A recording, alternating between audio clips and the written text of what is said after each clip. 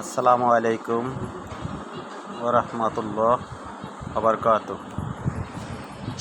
প্রিয় গাইডস, আমি আজকে আপনাদের সামনে একটি প্রাণী নিয়ে কথা বলবো, যে প্রাণীটি হলো খরগোশ। খরগোশ প্রাণী এটি একটি পোষণকারিত প্রাণী।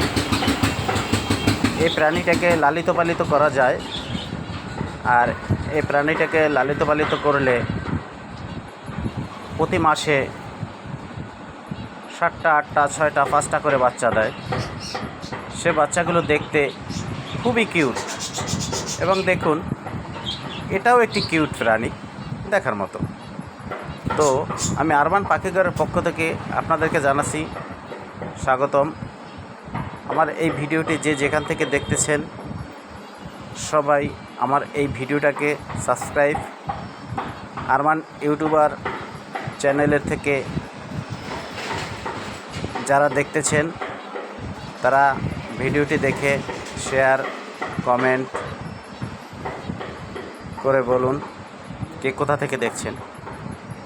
মূল কথা হলো, সময় দীর্ঘমেয়াদী করব না, সীমিত সময়ের ভিতরে বলতে চাই যে এইরকম কিছু কিছু প্রাণী আছে, এই প্রাণীগুলোকে ঘরোয়াভাবে লালিত পালিত করা যায়, এবং লালিত পালিত করলে